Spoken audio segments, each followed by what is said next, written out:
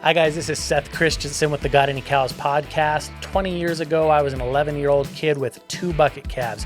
Today, we have sent genetics from our company to 40 of the 50 states and 12 countries around the world. I still learn more every day, and I invite you to learn along with me.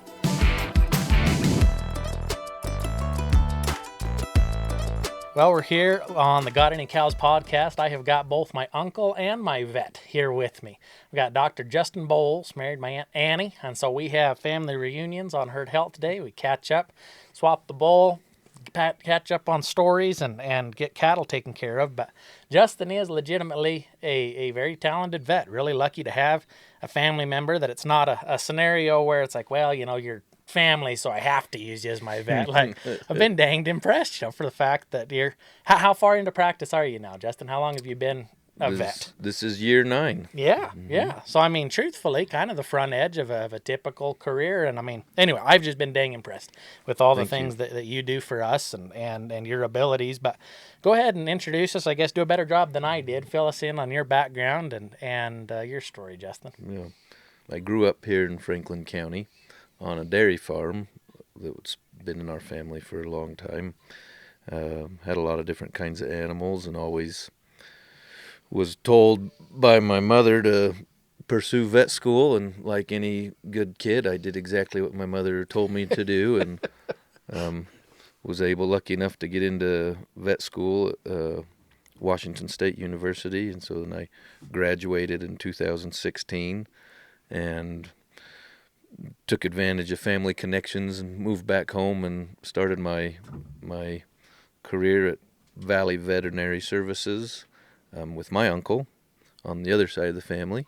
And since then he's retired and we've purchased that practice, and now we serve mainly the Cache Valley area, mostly large animal and just a little bit of small animal, enough to justify keeping our clinic open. Yeah, you bet.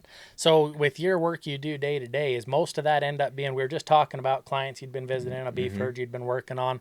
How much of your practice ends up being large animal versus small and repeat clients versus kind of one-off deals? So large versus small, we keep pretty close track of that, and we're about 90% large at this point. For me, my uncle does work one day a week, and he's doing strictly in-clinic stuff, so he does more of that small animal, so the revenue through the clinic's a little more on that. But yeah, on a day-to-day usually is about 90% large animal, a lot of it on farm, some that still comes through the clinic. Walk me through kind of what all you do for us, Justin, as far as the work you do here, and what's a normal part of your role within what we do here. Yeah, you guys are interesting, and one of my preferred stops, because we do things a little differently here.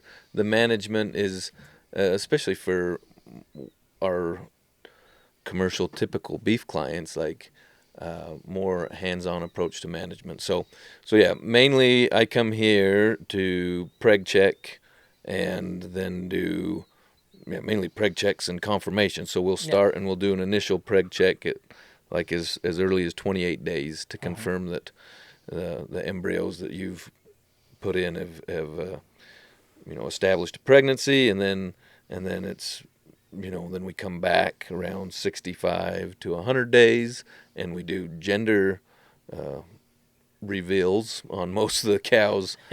Almost all of them, I think. Yeah, and then we sex pretty well everything. And then usually a second chance too. So just the contact, being able to see, glean from you and John what you guys are doing, and that is different from my day to day, and I like that.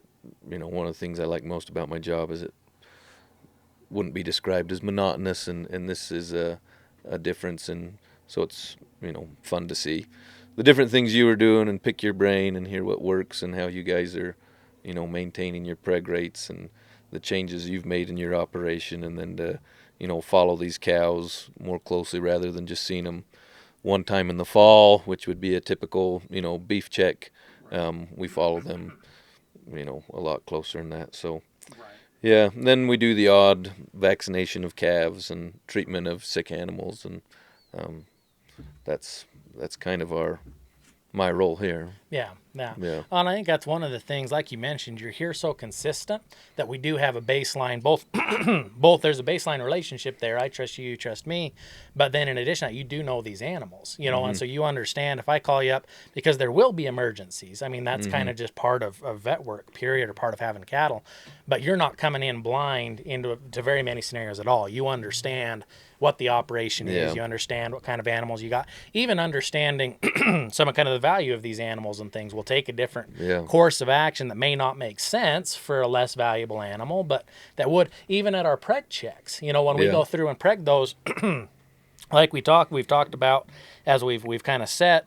When you're looking at those early pregs, you know, there's always going to be a few come through that they're pretty questionable. Like, is this baby going to be viable or is it not? And in a more traditional animal, you might say, well, you know, let's cycle that one back, let's clean it out, let's try to breed it back. But, you know, we'll go with, even if it's only 5% chance of that baby Yeah. sticking, we'll take that. You know what I mean? Yeah. And we do have some of those that stick and some that don't. But on ultrasound specifically, and you're talking about preg checks and how early we're able to do that. How much earlier does that let us diagnose pregnancy with ultrasound versus if just rectal palpation? Yeah. So that probably has some variation by practitioner on dairies or on operations. When I go, if for some reason they want me to just palpate, I tell them not to check anything under 40 days, and more confidently, because for the last 5 years I haven't done a lot of rectal palpation.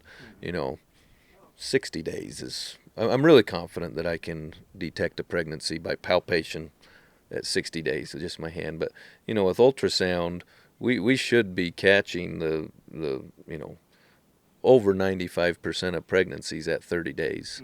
That's, I mean, there's always errors made, and I'm sure I'm not perfect. But so then we can, you know, here we've done some checks, and there's another herd I go to where we do really early checks. And, you know, if we've got breed dates, even at 25 days, we can usually see signs of pregnancy, which is like what you're talking about. If there's any signs of pregnancy, such as clean, clear-looking fluid in the uterus, then we hold off and we manage that cow as if she's pregnant. Right. And so if you're looking at a time difference, you know, for me, we're just about saving a cycle. You know, if a cycle's 21 days, you know, I'm pretty confident at 45 days rectal palpation by hand, with an ultrasound. You know, that's about 28 days is what I say, and at 28 days we usually can visualize a fetus, and, you know, even a little earlier than that we can say there's signs of pregnancy here. So that's a nice thing. Saves, you know, on a dairy operation or one like you, where pregnancies, and if cows aren't pregnant, we want to cycle them through. That saves us one cycle that we could give her another chance of getting pregnant if she does come open. Right, and and for us, I mean, that is crucially important. Specifically, a couple different reasons, I guess, within our operation here. Number one is just that we are targeting a finite calving window to the extent possible. We're trying to group up as many of these cows as we can, as tight as we can, but we're doing it with applied reproductive technologies. So where there's not a bull there to just catch the repeat, you know, and or we're not just AI. And we do, I mean, we manage heats very, very aggressively, you know, both with manual checks and with the cow manager system we run. But there are still going to be animals that for whatever reason, they're anestrus. So they've not returned to heat, but they're not pregnant. And if we can ID those cows right away at 28 days instead of at 40 or at 60, then we're able to cycle them back and still catch the target window, or cycle them back and get another embryo in. Or at a bare minimum, even if it's not the difference between catching our target calving window and not, we're saving weeks of feed, you know. Exactly. And feed is our number one expense by far. And our only source of revenue is what we produce via that ET program. There's not a milk check. And so for us, you know, getting them detected early, it's a significant difference.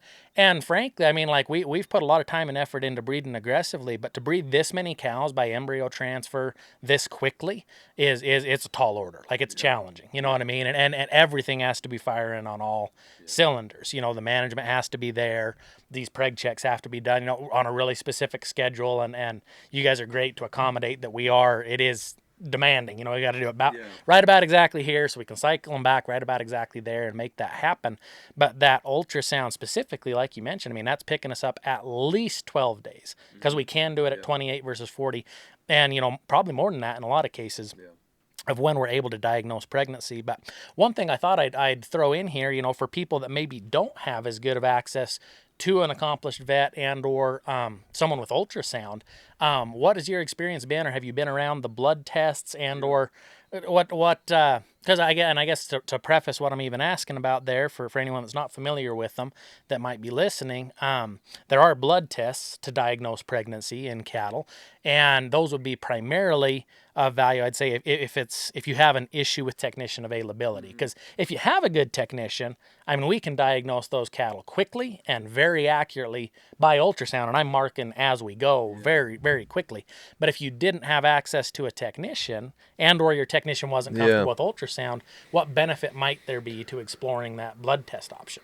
So we have a few operations that do some blood testing, and I'm not real, I'm probably ignorant because, it, not in reality, but the competitive nature of like, yeah, there is the possibility that people can move to that, and it does change the nature of the work we do, and I probably ought to know better. I know that there's a window of time that you need to draw that blood in order to get a more more specific or Definitive result. reliable result on that, and it's pretty early. Yeah. I think it's right around that. I don't think they can do it in the first cycle or before a cycle is complete. Right. But that blood test, and you know, when I was in school, probably still in my undergrad, we were just barely it was barely getting developed, and the only one of the first labs to open up that was running that blood test was in Moscow, Idaho, where I was doing my undergrad. And since then, now there's a lot more labs and dairies. There are a number of dairies that are utilizing it, if I understand correctly, because oftentimes when dairy cows are managed much closer, interacted with on a daily basis, easier to get a blood sample from them, and oftentimes they are inseminated, so they have a date to know. Because if you don't have a date, those blood tests can't tell you how far along that baby is, and so I really believe, you know, as fast as technology is coming, that in my career we'll see a chute side application of this. They have it now. Yep. There is a chute side. UK has one going. Yeah, yep. that will become more available, more financially feasible, and on an operation like what you're utilizing.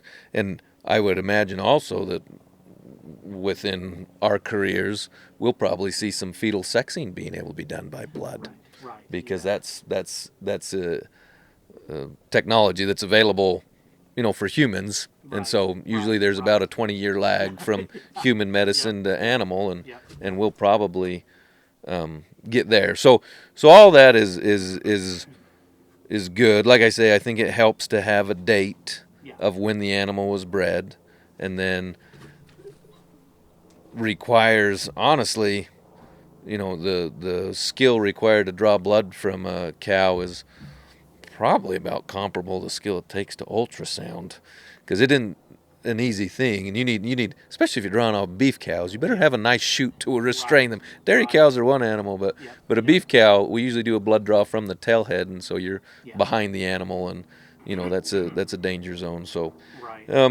it still requires that technical skill, being able to extract some blood, and then shipping it to whatever lab's closest, or when the time comes. When we talk a chute side test, like so many things in medical practice, or you have a little, we call them snap tests, that you put a drop of blood on mix it with a reagent, and then it, almost like a pregnancy diagnosis that most people are probably familiar with. That they, one line, two lines, and that's probably where some people choose to go. So there's pros in quick and less, not needing an access to someone. An ultrasound is expensive, and if you're not a large operation, it would be hard to justify owning an ultrasound. Right. The materials needed for a blood draw, fairly cheap. The skill required for both. Pretty much anybody can, with enough practice, can learn to draw blood or learn to diagnose pregnancy by ultrasound. It isn't, it's a numbers game. You just do enough and you'll figure it out. And so I think those two things, cost and availability of a vet versus, your comfort in drawing blood. So. And that's when I look at it. So it was, I believe, and I could be 95% it was University of Kentucky that we were at, and I was with an ST Genetics tour in fall of 22, and they were showing off. It had been developed in research trials at University of Kentucky. I think it's IDEX is the commercially available test that's shoot side now. But it was interesting talking through those options, and it's another one of the reasons I look at what we're doing here, and we're so dang fortunate that we do have, you have an ultrasound, you're proficient in using it, and sitting right where we're at today, we also have a semen collection facility that's within an hour of here.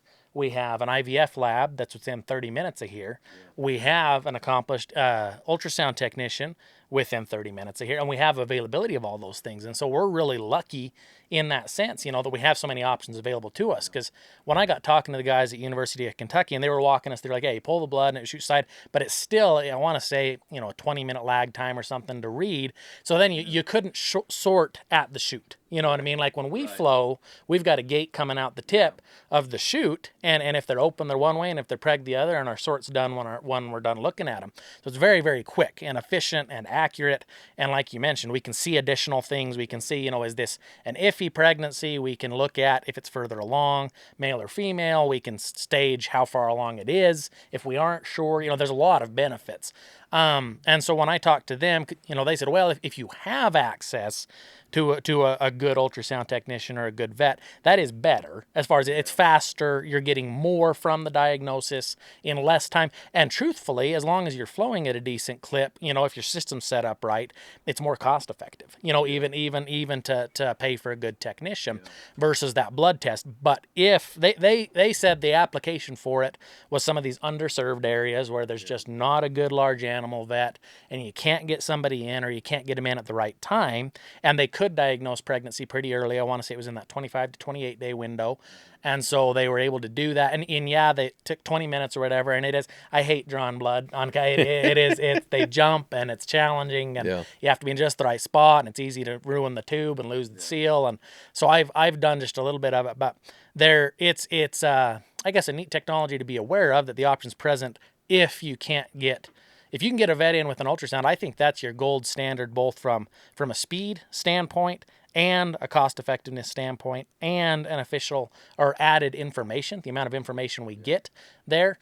And because now I have a vet, you're here consistently, and you know the cattle, and you know the program, and you have a baseline, so that when it's 2 a.m. on a Sunday and we're pulling a calf or whatever it may be, you understand kind of where we are and where we're coming from. So jumping over to fetal sexing, another benefit of the ultrasound work we do.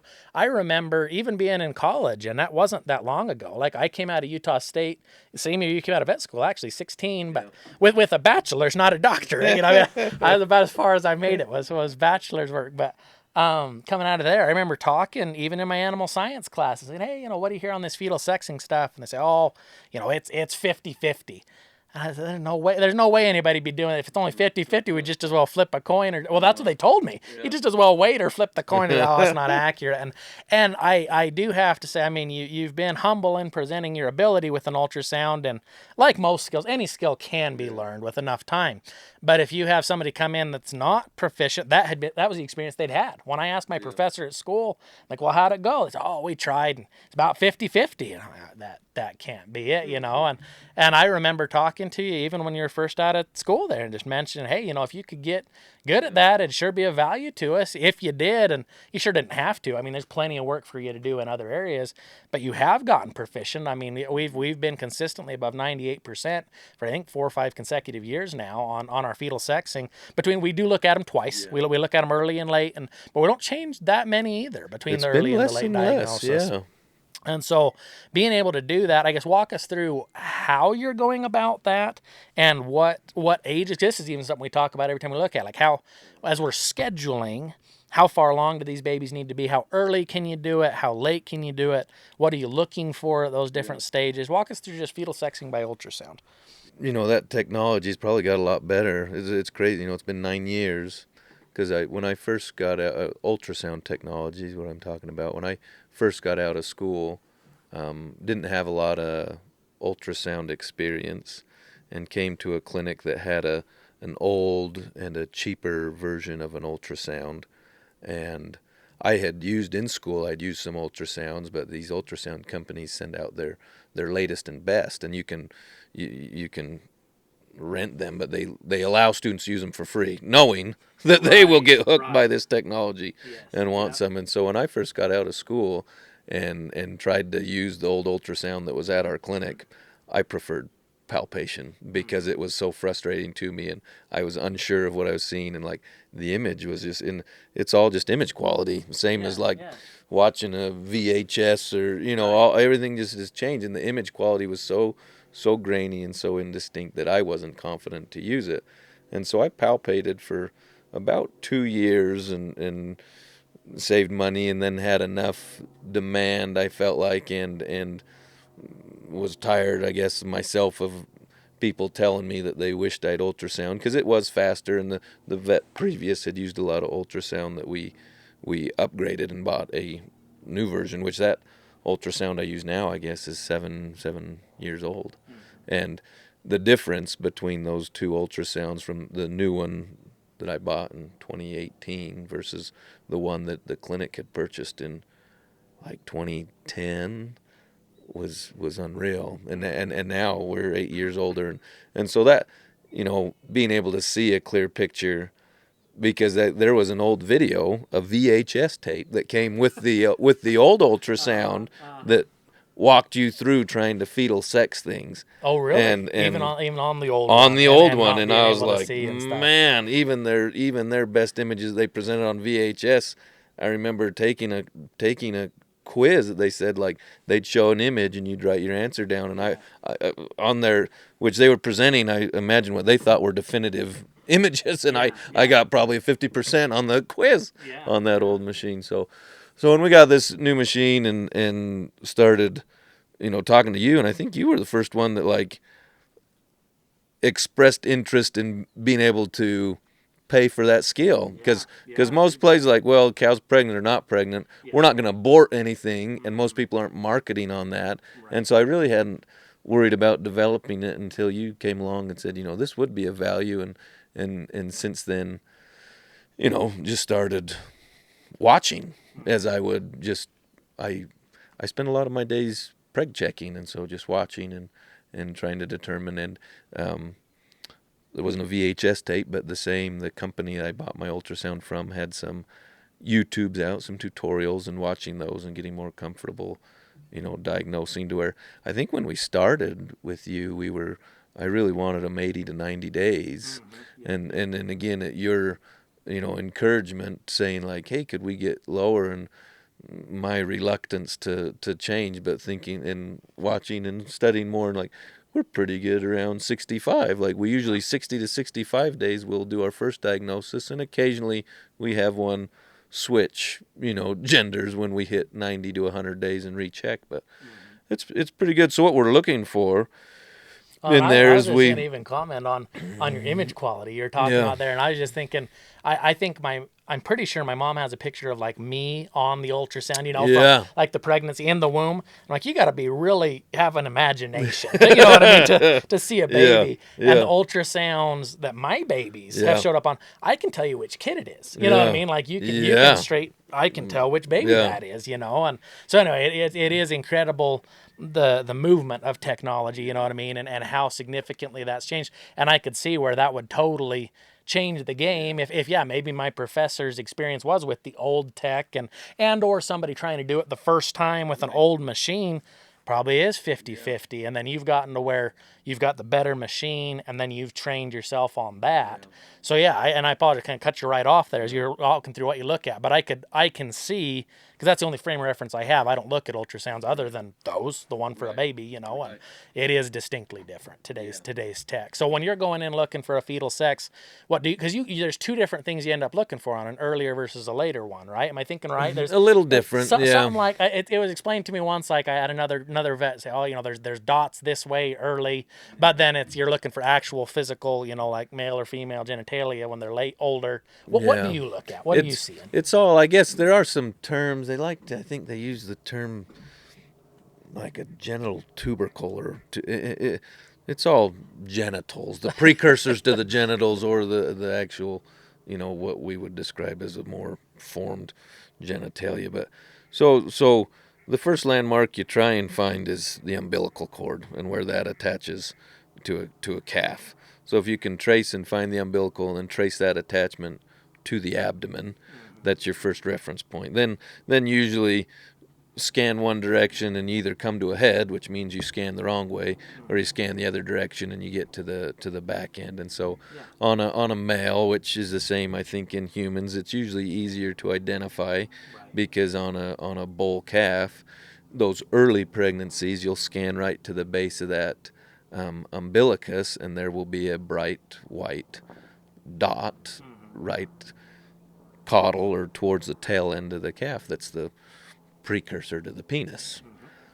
Scan further, and sometimes you can pick up, a scrotum and testes on a male, but on those early ones, like at 60 to 65 days, usually looking for that bright dot next to the umbilical cord.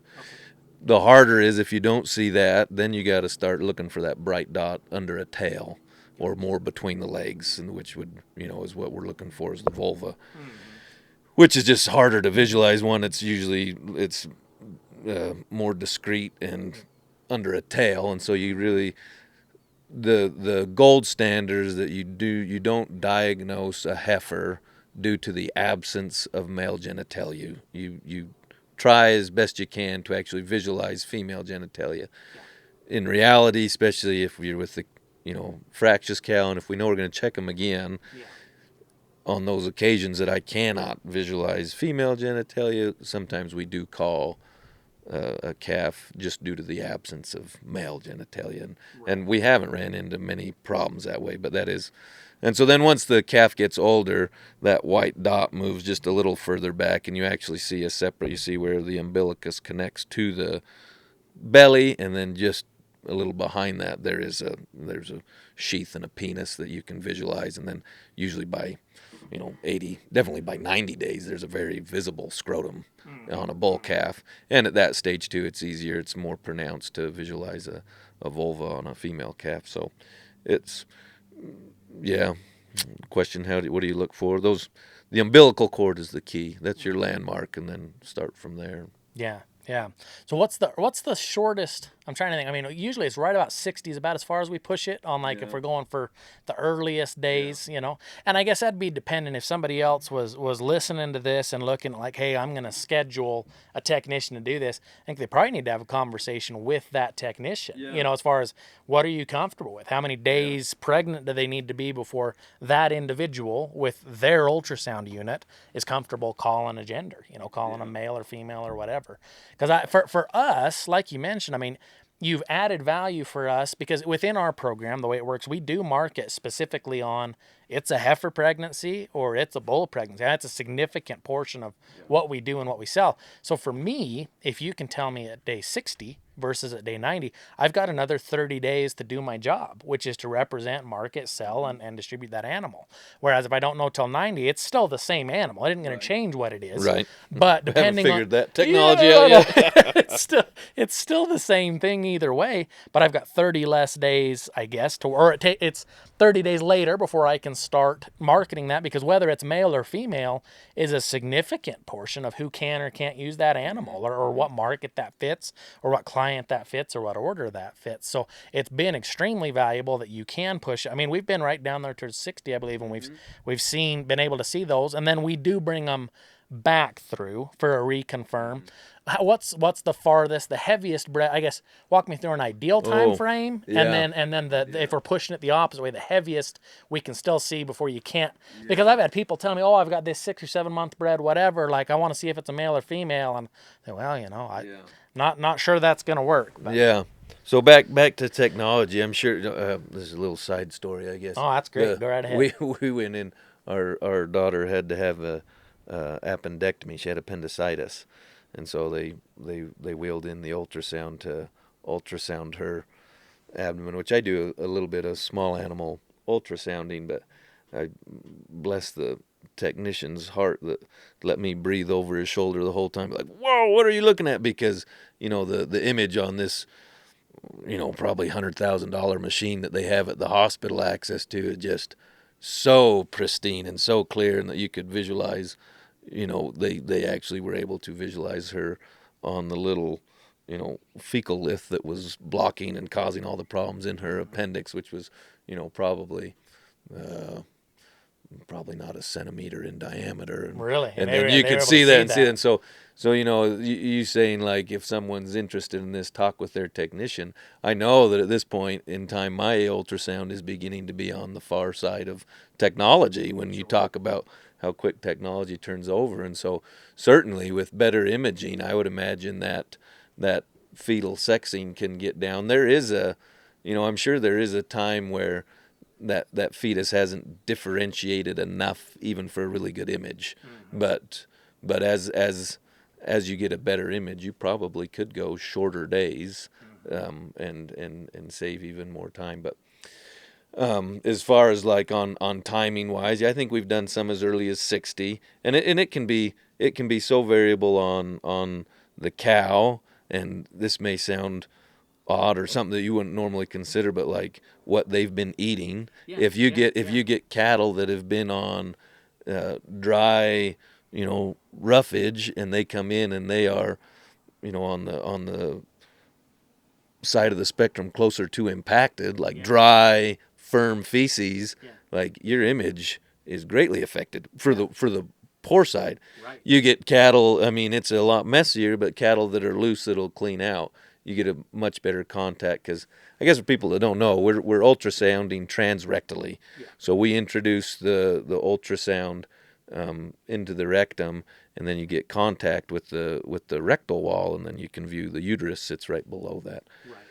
And so what's in the rectum makes a big difference too, and isn't always within control of the technician. Sure. Right. Just whatever they've been fed. So that makes a difference. Their gut feel, like if you get cows, I've found actually cows that are, when I go places and they penned them up the day before or something, they've been off feed for even 24 hours, that uterus is further inside and can be harder to visualize, because that generally a rumen fill will displace the uterus caudally and kind of bring it up, which makes it more accessible. So the same thing goes, like, as we get out beyond 4 months, beyond 120 days, to get for me, in order to gender a calf or visualize what's going on, it's got to have some luck, because there are times that you can preg check a 6-7 month pregnant cow, and the calf just happens to be laying just right. The part you see is right in between their legs, and you can call gender, but at that size, you're no longer able to manipulate the uterus or move that calf to any degree safely without injuring, the cow or being really rough in the, the palpation and the moving her, that usually over 4 months, it just is very, you have to be lucky. Yeah. And at 4 months, when we first started, and when I first started ultrasounding for quite a few years, I would introduce the probe manually, and then we switched to a introducer, which is essentially just a long nylon holder that takes the probe in, so that there's much smaller, easier on the cow, a lot easier on my shoulder. And the pros to that is that it is easier, and in some ways you can get more maneuvering on that probe. Right. But in some circumstances, that probe, which has some curve to it and a little bend, but not like a wrist or a hand that you can get in other places. So there's pros and cons, and I guess that depends on the technician and what they're comfortable with. We've gone to where it's pretty rare occasion here that we will. It's not hard. You can pull the probe out of the introducer and use it manually. I've been doing it long enough now to find that rare is the circumstance that I gain anything from that. I lose a little length. It tenses the cow up. Not often am I able to get a better picture by introducing the probe manually.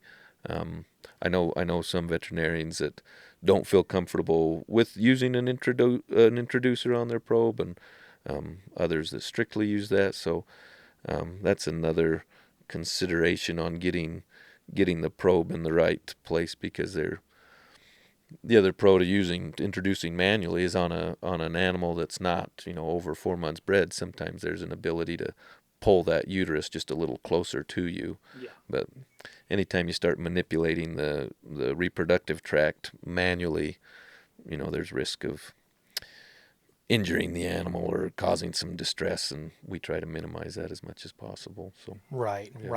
So if somebody was listening and thought, hey, I want to get somebody to fetal sex my cows, I know these cows are bred, I know a breed date, that's kind of our window. Our window would be 60 to 120. 60 to 120. Ideal is 90. I would say for me, probably over 90% of 90-day pregnancies, we are going to be able to confidently ID a gender. Right. Because that calf is large enough that there's usually no question if we can get it, but yet still small enough that if the uterus is, malpositioned or not where we can view it, we can still manipulate that tract to get it into a screen of viewing field where we can view it and identify. So, 60 to 120. Those being extremes, 90 being the ideal. Right.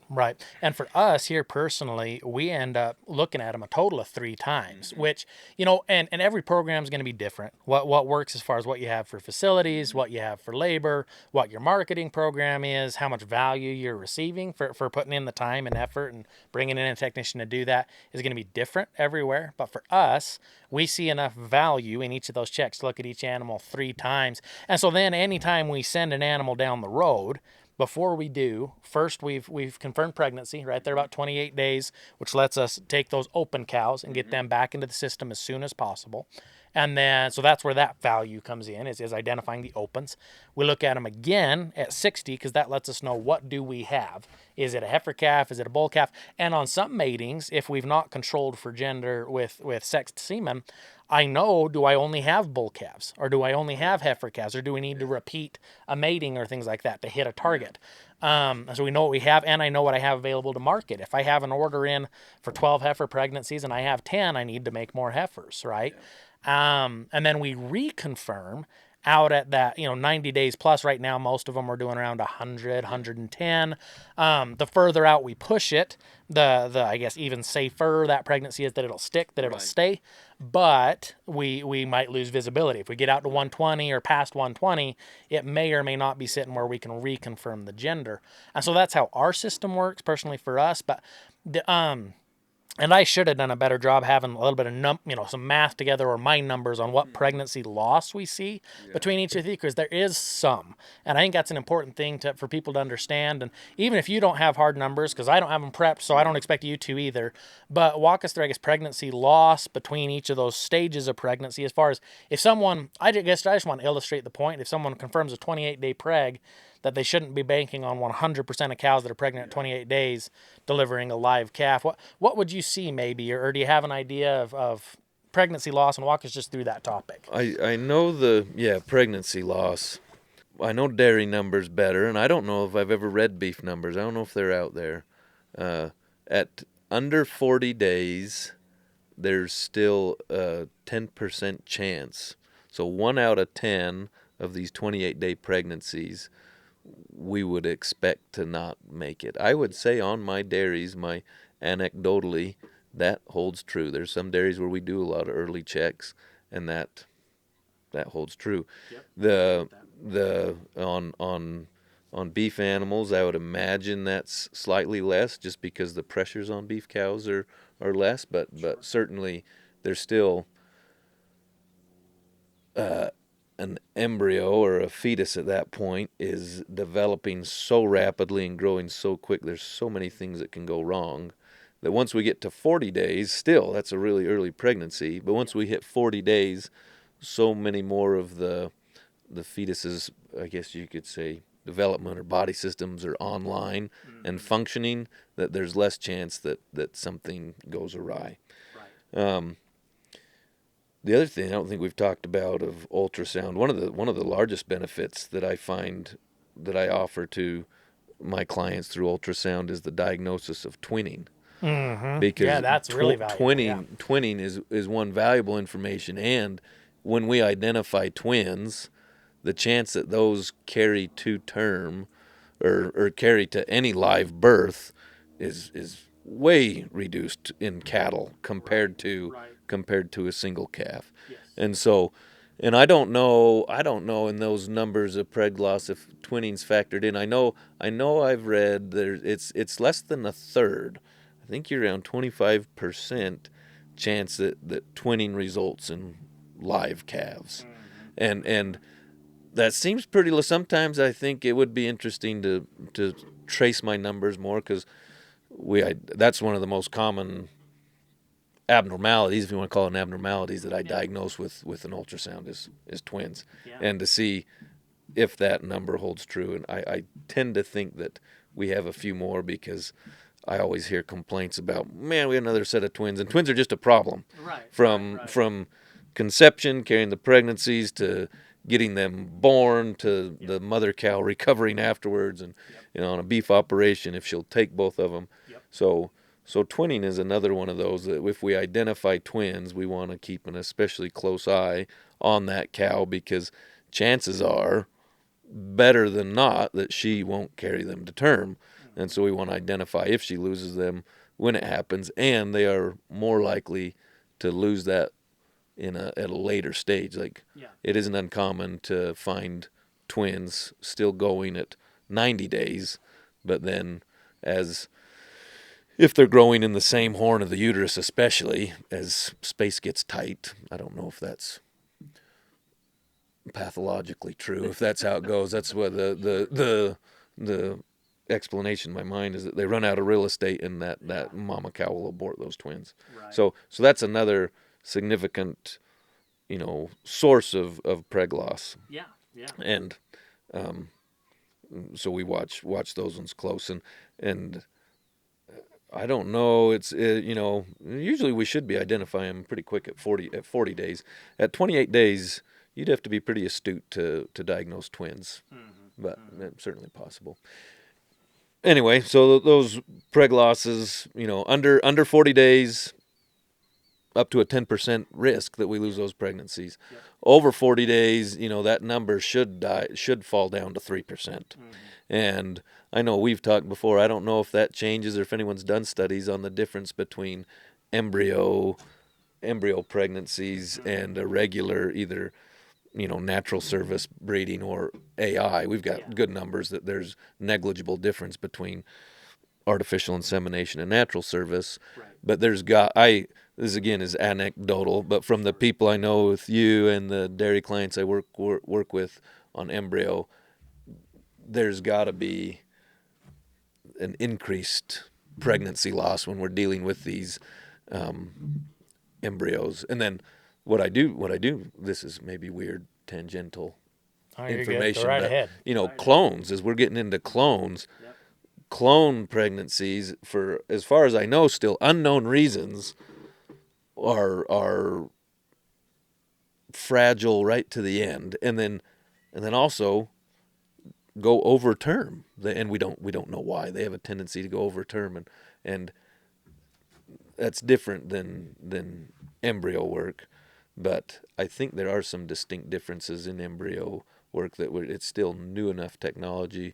We don't have all the data behind it, but I know that you felt like 40 days isn't always a safety. Right. Most of the time, once we consider a cow pregnant at 40 days, we don't worry too much, and especially after we do like a 90 to 100 day check. There's a lot of dairies I go to where we skip what would be considered a dry off check, where right before we remove the cow from the dairy herd, we make sure she's pregnant before we put her, feed her for 2 months. Right. And we forgo that because it's just such a low, if we've done a pregnancy confirmation at, 90 to 120 days, the number of cows that'll slip a calf at that point is minimal.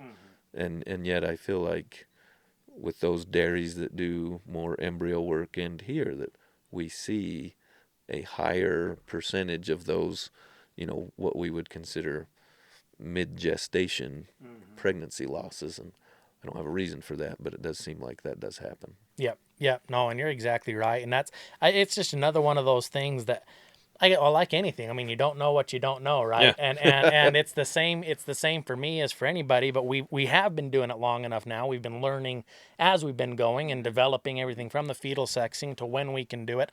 And I do need to dive back through the data, because it's not something I have all of. Like, the raw data would be present for me to go back through, but it's not recorded in such a way that it'd be easy. It would just take a little bit of digging. You know what I mean? For me to see they were for sure diagnosed pregnant here. They were for sure diagnosed open there. Because for us, like, we track conception rate really, really, really close. And then I track exactly which pregnancy is in exactly which cow with exactly what gender of calf. Very, very close. If a pregnancy is lost, I don't spend a ton of time digging back through lost pregnancies. Right. Hence, I don't have the data ready and waiting on, like, well, we have this percentage between day 28 and day 60 that we lose, and that percentage between day 60 and day 120 that we lose. But I think it's important that people grasp the concept that, like, just because I confirmed it at 28 does not mean it's going to be straight through. And just because I confirmed it at 60, it isn't going to be straight through. And part of the reason right now we're doing 100 and 110-day checks for our reconfirm, and the reason I was asking just recently how old a pregnancy can be and still look at the gender again, is because I want to check them further, because I don't want them to slip. And we have had multiple documented cases of they're a full 90 days reconfirmed and they'll still slip. And so it's not, and I think about, like, anything living, there's never anything that is truly 100%. We're just trying to mitigate as much risk as we possibly can. But if we get clear out to that 100 to 110 or even towards 120, pretty darn confident in the gender, because we've looked at it twice. Yeah. Pretty darn confident we're not going to lose the calf, because now we've looked at it 3 times, and we've gotten as far into the pregnancy as we can look while still being able to see the gender. Right. But I'm glad you mentioned the twins too, because I hadn't even thought of that. And it's always fun as we have these conversations with people. There's always things that are brought up that I don't think of, when I type out a quick set of notes of what we want to go over. But the twins, perfect case in point. We're sitting right here at the ranch today. You diagnosed a set of twins for us, and I don't know if it would have been that the last check was a 28 or a 60, but we knew twins were coming. You had seen, so it was probably a 60. It's probably a 60. You had seen the twins. We knew they were coming. And so the other day when Aaron was out feeding cows, and he says, hey, there's a cow, and this does happen, there's a cow in one of the heavy bred pens that she's got bull calves mounting her and trailing her and chasing her. We have a heat where there shouldn't be a heat, right. And so I go down and look, see who it is, and we check the cow manager, and sure enough, it is a heat. And it was this cow that was diagnosed with twins. Yeah. And so that does happen at a higher rate of incidence. We do lose twins. And there are twins that carry, we've had a couple sets of twins that were actually out of the clone. And so I ought to come back around to that point as well, because for us, the embryos that we are carrying here, implanting here, are offspring of a clone, and we've had no statistical difference in those embryos versus in others. Whereas the clone itself, when she was carried or when she was produced, or an actual clone baby, there's a significant amount of data that says it's an awful lot hard. I mean, if you call up Transova and ask for a clone baby, there is a reason they charge exponentially more for a clone. Yeah. And a lot of that has to do with they're just not that viable, and you're going to have a lot harder time getting them to carry. But around to your point as well, that the twins aren't as viable, but we do get some. Get some come through. And then the embryos are not as viable at large. You do have a higher percentage of embryo calves that don't carry versus AI or natural service. And then even IVF versus conventional embryos, we do see a higher percentage of pregnancy loss in IVF babies. And you know, and there again, we use all the technologies. I've had people, you know, ask questions and or want to debate on, like anything, everything, you know, which technology is the technology every time. And, you know, it's the lawyer answer. It depends. You know, we use IVF for its benefits, but it has its downsides. And we use conventional for its benefits, but it has its downsides. But yeah, an IVF baby, I mean, we make a pile of them. There's an awful lot of them sitting right in the pens over there. Very definitely a viable thing. We are not slowing down our IVF program, but it's an accepted risk that my conception rate is going to be a little lower up front, and my pregnancy loss is going to be a little higher, even post-pregnancy diagnosis. So, hey guys, this is Seth Christensen with the Got Any Cows podcast. I wanted to give you guys a personal invitation to check out our website. That's gotanycows.com. Gotanycows.com is going to take you to the Christensen Genetics website. On that website, we've got a couple of different things that I would like you to take advantage of. One of the first tabs that you'll see there across the top on the Christensen Genetics website is the podcast tab. You can find any and all of the episodes that have been released there, along with full video. The next tab over would be the Learn tab. The point of everything on this tab would be to help educate somebody that maybe doesn't have cattle yet, help you prepare to be ready to own your own cows. We help people on a regular basis establish new herds, build a quality set of cattle. The Learn tab is all about being ready for cattle ownership. The next tab that you'll see on the top of the website there is the Build Your Herd tab. This is going to have our current sale inventory on it. It'll have everything from semen and embryos to females, bulls, all of the above. It's all there. There's going to be pictures there. There's going to be registration links there. There's going to be pricing there. All of the live animals on christensengenetics.com come with free delivery anywhere in the continental United States included. So if you decide to purchase any of these animals, all you have to do is click the Click to Buy button that is included on each of those listings. That'll send an email to us. We'll send an invoice to you. Once you pay that invoice, we'll go ahead and schedule a brand inspection, a health inspection, and shipment to your ranch. And then after that, the next tab is the Run Your Ranch tab. So this would be where you can find information on what to do when you receive those animals, vaccination protocols, nutrition recommendations, calving recommendations, shipping, marketing, anything that you might need to do once you own the cattle. So the whole point of this website at large of gotanycows.com is meant to help you prepare to own cows, purchase the best cows you can possibly get, and then know what to do with them. So I'd invite you guys to take advantage of that resource. We built it for you. It's there to use. Please go ahead and visit gotanycows.com. Be sure to subscribe at the bottom of the page, and you'll receive updates as things are added to the site. Again, that's gotanycows.com, and we'll see you there.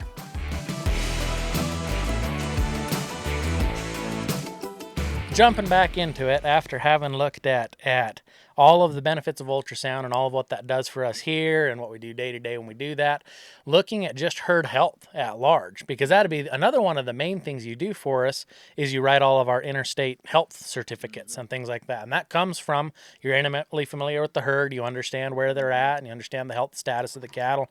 But when we're trying to build a program to keep the cattle healthy, we do have a pretty involved vaccination schedule. What would your recommendation be looking at pregnant cows? So say now we've gone through that whole ultrasound phase. We've got heavy bred cows. There are vacs we can use. There are vacs we can't use. There are things we want to protect against, but there's times you can and can't stick them in a cow. What do you recommend just for kind of a typical, or I guess a baseline annual vaccination protocol for mature cows? What would you spitball that at? Yeah, so that is a wide question. I'd seen you had that on there and thought about this one today probably more than anything because trying to have the right answer there is it's so variable. So I guess I'm gonna give kind of a politically correct, non-biased as much as I can towards not having a, you know, I think our vaccine products are all pretty comparable. You go to the right meeting with any of them, they'll all say they've beat the other one in such and such areas, um, and so I don't have a favorite. I'm not going to give a plug for any brands. I You can go on Google, and if you don't have, before we kind of talked about the benefits of having a relationship with a vet, and that is one of them is that a vet that knows your situation, because it can just vary so widely. If you're turning cows out on a mountain and you're not going to see them again, just the nature of the beast is you tailor your vaccine protocol to match management. Mm-hmm. And that may not be ideal. In an ideal world and in a veterinary centric view, you may say, no, we want to tailor our management to minimize our vaccination protocol, but so often that's just unrealistic. That what we do, especially in a more commercial herd that is not getting handled a lot, we give vaccines when we have access to the cows. Yeah. And so on a typical commercial herd, that's usually at preg check in the fall, and then the ranchers usually administer some vaccines at branding time of calves, which in one sense is the worst time to do it, but in another sense, the stress of handling all those calves again, they're already being handled, so their stress level's way up. So we know our vaccines aren't going to respond real great. But what is the option to handle them again in a less stressful time? You run the stress, you know, gets ratcheted up again anytime you work these cows. So it really is a balancing act. And so what I'm getting at is like on a knowing your vet and him being familiar with your situation will tailor what protocols he suggests or where you maybe tweak. You can get on Google and find great protocols, and if you don't have access to or have not consulted or don't have a vet that's familiar with your practice, I'm not at all saying like Google's bad, like or calling, maybe there's somebody that runs cows that's been doing it for a long time and they have a healthy herd. It's not wrong to call them and say like, what is your protocol, and what from brands to what type of vaccine you're giving. Baseline, like very generalized, what I will say is, on pregnant cows, we only use killed virus vaccines. Uh, this is my opinion. Yeah. There are claims on, so a killed virus vaccine, one, it'll say it on the label. So I've started teaching a university class for the last semester and this semester, and when I came into the class, there was so much stuff that we were asking kids to memorize, which isn't at all bad, but myself struggling to memorize things, I thought like, I don't know how useful that is, but the point I try to drive home to these students is read the label and read your package insert. If you all your information is there. Usually when someone calls me and asks me a question, if I haven't looked it up and or I don't remember it, which happens a lot, I go to the label insert and I will read back to them what is written on the packaging. So you're not gaining a lot of technical, educated insight from me because it's there. Sure. And if we use products labelly directed, companies are very incentivized to make sure that you're not going to have bad reactions if you're using their product as they recommend. So rarely do we recommend off script. So killed virus vaccine, it will be labeled a killed virus. Yep. Generally they come, in my experience, I think it's without exception, they're pre-mixed. Yes. You don't have to mix them. Yep. If you find yourself mixing a vaccine or mixing a product and getting ready to inject it into a pregnant cow, pause and read the label and know.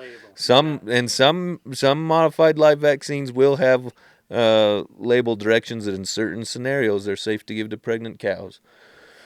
But I guess on another little side note here, abortions happen. There's a lot of different causes: toxins, viruses, bacterial causes. We submit at our local lab here, the Utah State's Diagnostic Lab, their reported rate of discovering what causes an abortion is like 30%. And in my experience, that's high. Yeah. I don't think we've had the one, and this is probably faulty info because it's based on my memory, but the one memory I have of finding the cause of an abortion was traced back to inappropriate usage of a modified live vaccine. So I'm biased because that sticks in my mind. We had a producer who got some bad advice or bought the wrong vaccine, went to the cooler at the farm store and picked out the wrong stuff. Yeah. And we knew it, we did some fetal testing and found this virus and then said, well, where did we pick that up and why was it in 80% of this group of cows? He had his cows split in two groups. It was a very inadvertent but accurate study. Yes. Because one group of cows got the killed virus vaccine and had no problems, and we lost and it was a fairly small herd, but I think there were 18 of 25 cows that aborted after getting that modified live vaccine. Right. So, and these were cows that had been vaccinated yearly with a similar vaccine, that was covering those the same components in the vaccine. Yeah. And so they did not have protection. Sometimes there's claims that, if they've seen the vaccine before, maybe it's less likely that they will abort. But so that's my one. A killed virus vaccine. Yep. They can usually be called like a 5-way or a, the one. There's a lot of different brands out there. Then we also want to give an 8-way usually, which is a clostridial. We call it an 8-way. Yep. Sometimes there's a 7-way. It's a clostridial protectant that is a very effective vaccine. It's fairly cheap. It's cost effective, and we know that cows are exposed to clostridial organisms a lot. So those are our two for cows, that I believe that every cow, there isn't much of a reason not to give every cow a killed virus vaccine in the fall that covers the respiratory agents like IBR, parainfluenza. We cover BVD, BRSV, and I think there's a fifth one there. But that's what we would call the 5-way that covers those, and then the 8-way covers clostridials. Some herds then will choose to go on and vaccinate against scours, use some type of vaccine that protects against either just the bacterial cause of scours like an E. coli, or we have some components that have viral that should protect against rota and coronavirus.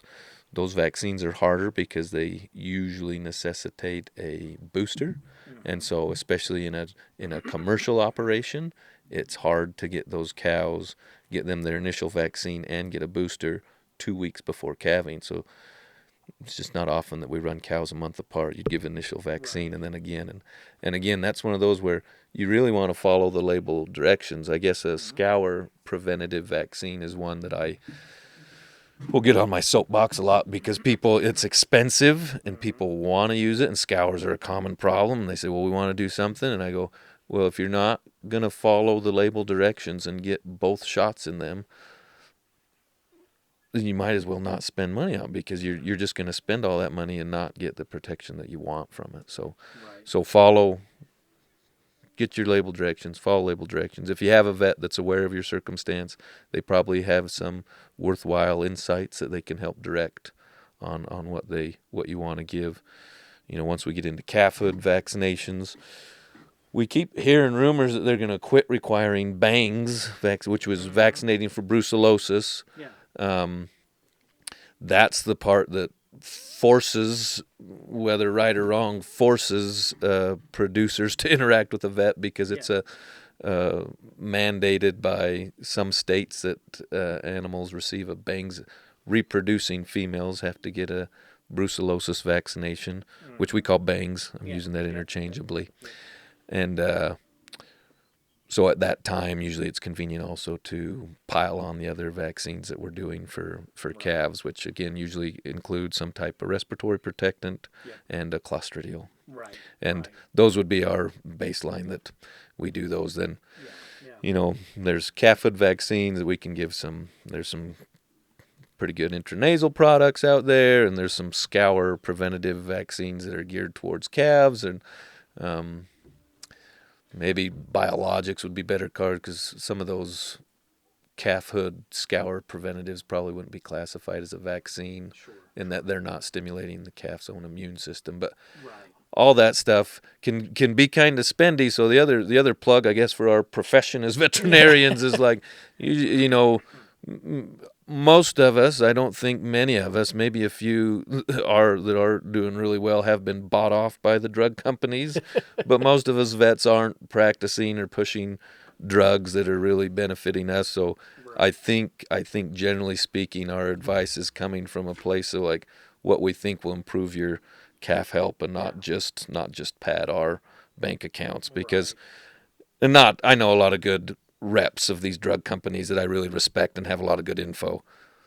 They also are incentivized to sell their products. So I was born with a healthy dose of skepticism that may border on cynicism at times, but I would say that that's one more added value to having a good relationship with a vet. Because if you don't ever talk to a vet, or you don't ever use a vet, and then you call them up, then you might not get them. The one, they don't know your operation, or two, like most of us vets tend to work with animals because maybe we didn't get along with humans great, and phone calls are our nemesis. I hate making phone calls. So that's my vaccine. Do you have anything specific on vaccines? I was just going to jump in on the cows specifically. So on those annual vax, I mean, if somebody's sitting down and kind of spelling out for the first time their vaccination protocol, and a lot of times I do have people ask me like, hey, what is your protocol? Like, what do I do over the course of a year? So looking at the cows specifically, I mean, basically there are three general approaches, and you hit on them. I mean, approach A would be to go full on modified live, which would be the very most aggressive protection, but like you mentioned, very dangerous for pregnant cows. And now the thing with all three of these approaches that I should put the little asterisk on, there are avid proponents of all three approaches here, meaning you'll have people say, modified live only, killed virus doesn't do anything anyway, or like it's got to be one. If you vac them as a calf, then they aren't going to slip calves, and people will just be adamantly certain that modified live is the only way. As with anything anyone has any opinion on. So you got modified live that gives you the most protection but comes with the most risk to a pregnant cow. You got killed virus, which at least is protecting you against those clostridials and protecting you against those viral agents and things like that, to go with those two different standard vaccines. Maybe not as potent the degree of protection, but you're not going to slip calves. Or there are people in cattle, just like there are in people and whatever else, that just say, hey, I refuse to administer any vaccine of any kind. And I mean, everybody 10,000% has the right to their own opinion on whatever they want to do. But the thing that I guess be aware of as you're designing these protocols relative to your herd, you can and will find people that will agree with you no matter what you do. You know what I mean? There will be people that say modified live only. There will be people that say killed virus only. And there will be people that say no vax ever, they're Satan, and end of story. And so if you look at the killed virus, that is the approach we take here. And it's that mid option in the sense of, I do absolutely want protection for these cows. I do not want to be dealing with clostridial. I mean, having no vaccination protocol at all is fine and well as long as they never run into anything that could ever make them sick. You'll never have a problem. But the moment they do, they'll have an entirely naive immune system, and you're going to have something run like wildfire through your herd. So for me, given that I'm basically, I'm lazy. I'm just looking for avoiding wildfire problems. Right. So if I do vaccinate, I'm avoiding wildfire disease running through. But if I don't go modified live on my cows, I'm not knocking out a whole pile of calves inadvertently when it shouldn't have, or according to this and that or whatever. So the killed virus is a good mid option for us here, and that's how we do it. And then we do go more aggressive on our calves. And so we do go with modified live virus vaccines on the calves, and go that approach. So walk us through, you mentioned intranasal vax on the babies. So I guess I'll explain our protocol, what we do on the babies, and then maybe if you want to add your comments to it. For us on a newborn baby, and here again, you'll have people say, newborn vax are a waste of time and money, you should never do that. You'll have people say, oh, well, if you don't do it, they're all going to die. We're probably somewhere in the middle in what we do. We do administer an intranasal vaccine. We use Nasal Gen 3 PMH is the brand name, but any three-way intranasal is going to be similar. It's going to cover respiratory diseases in a young calf. And it is, I mean, at least to my understanding of what we use, more or less designed for a very young, very new, very naive type immune system, or it is usable in that setting. So we do that because pneumonia kills babies, right? And then we do like you mentioned, it's not truly a vaccine. We've used a product called Calf Optimizer, which is more like, it's kind of a gut health promotant, I think maybe a probiotic of some. I am not educated enough to say it's a thing in a tube that I put in the calf so that it doesn't scour on me, right? And then we still ended up fighting scours enough in the last year.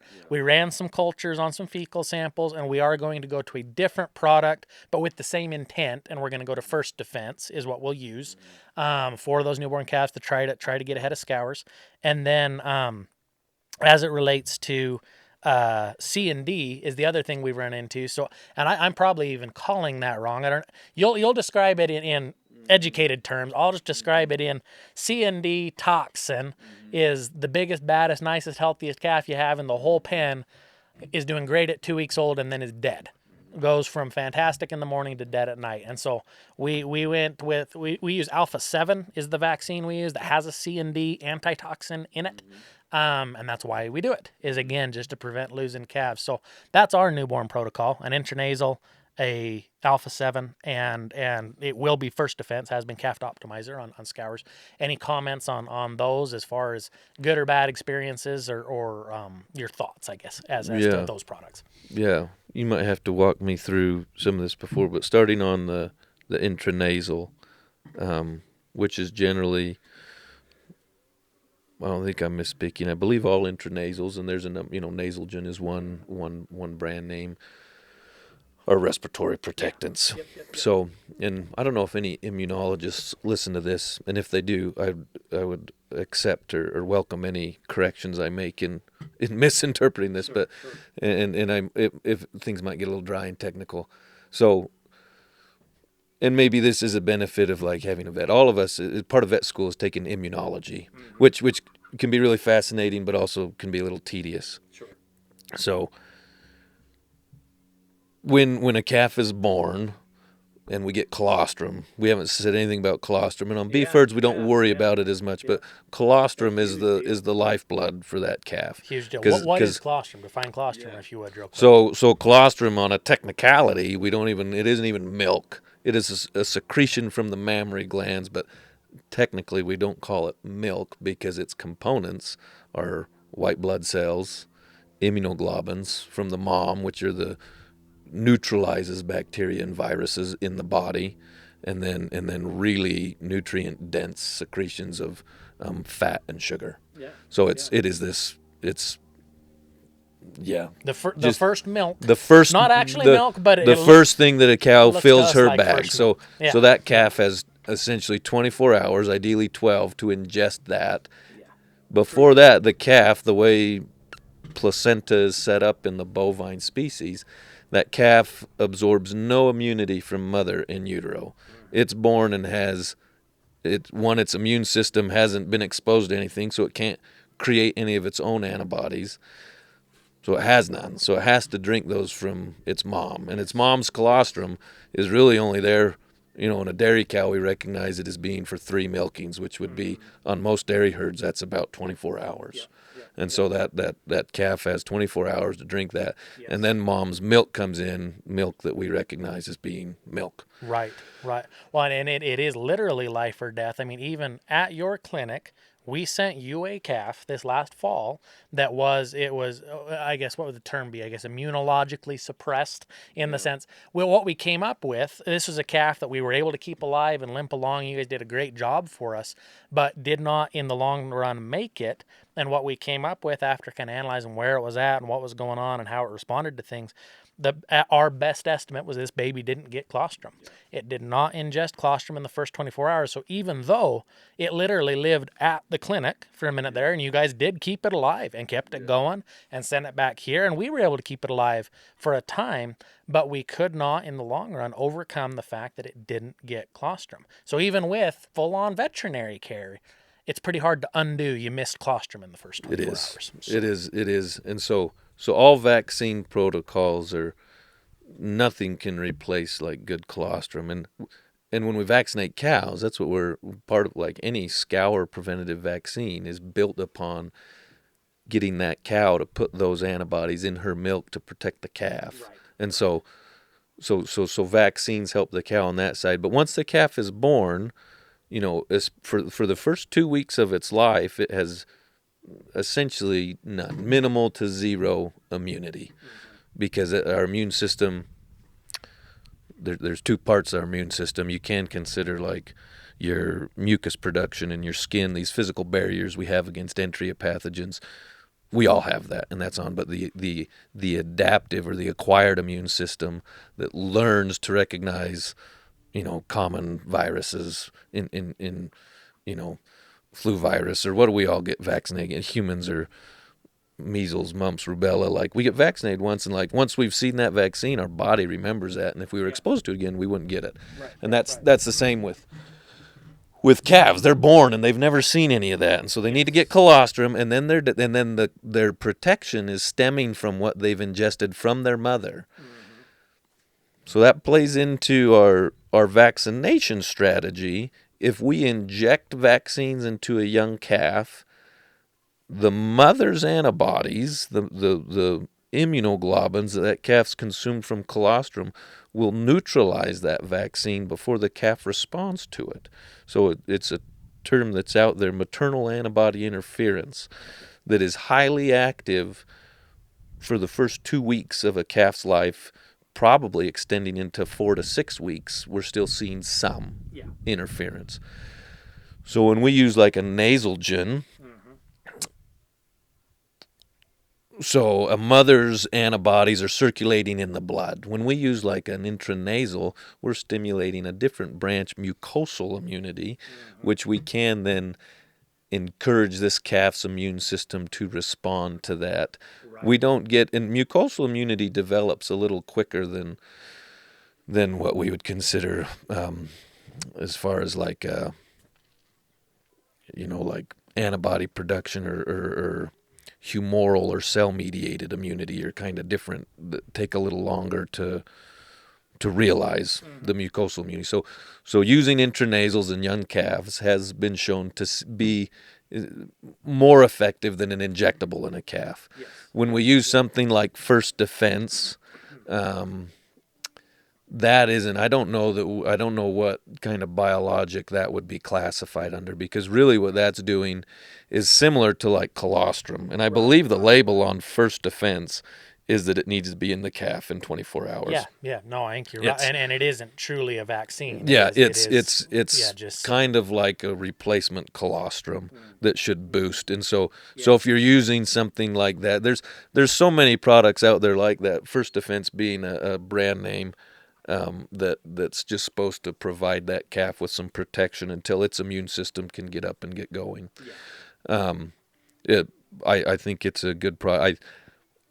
It's a good product. It can be expensive, and it is not a replacement for good colostrum, but it can boost a calf if maybe it only got partial protection or partial good colostrum. Sure.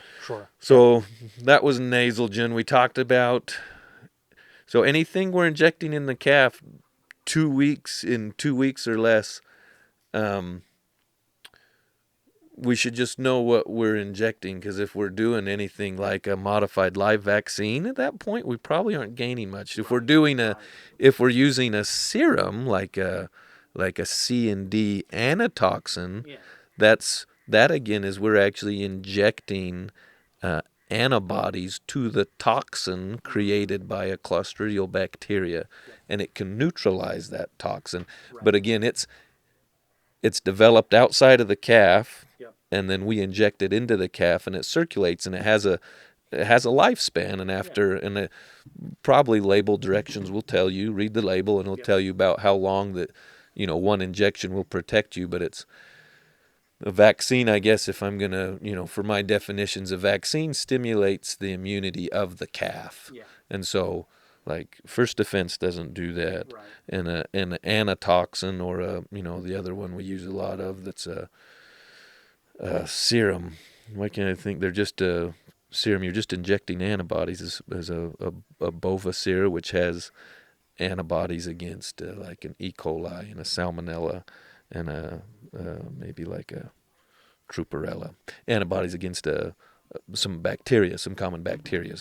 So those are useful in calves. Like we do get some use out of those injectables.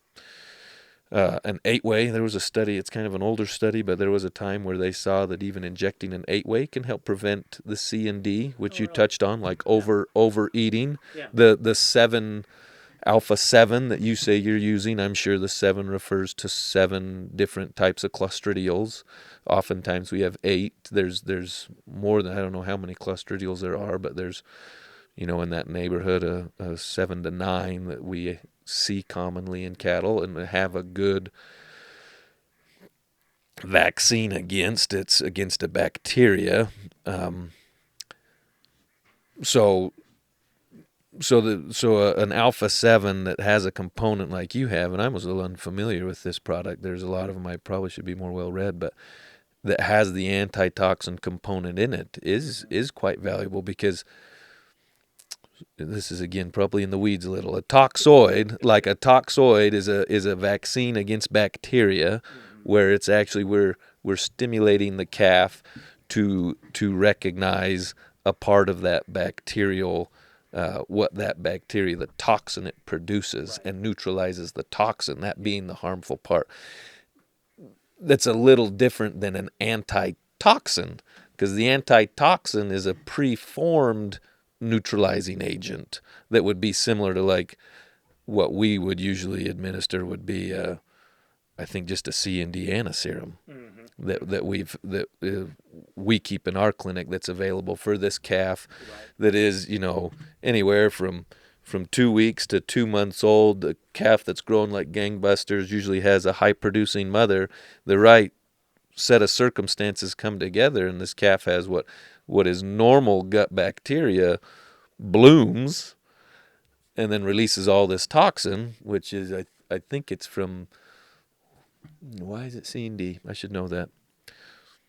I think it's perfringens is one of the clostridial agents that releases this toxin that is the deadly part of it.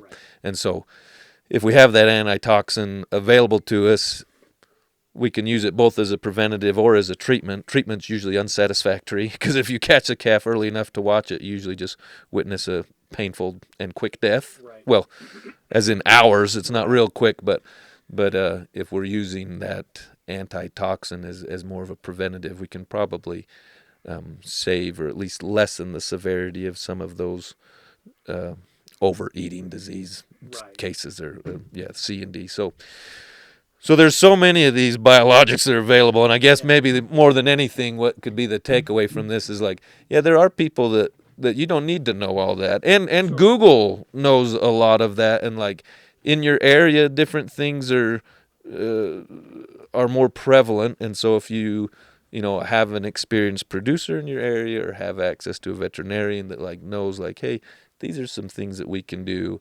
or given the conditions that you're trying to calve in or raise animals in, the location geographically where you're at in the United States, all of that plays a big factor in like your vaccination protocol and how you want to manage calves. And hopefully the idea is, and the old saying, an ounce of prevention is better than a pound of cure, I guess is my, maybe you have more, but my last thing to say on vaccines is like, it can be overdone, but rarely do we see somebody that's causing problems by over vaccinating. Right. So like those protocols, if there's a vaccine out there, if there's something you're struggling with, and not to cast shade on anti-vaxxers, but like, yeah, usually if we have a vaccine protocol to begin with, and then as time goes on, if we locate or find holes in that, like we can fill them in.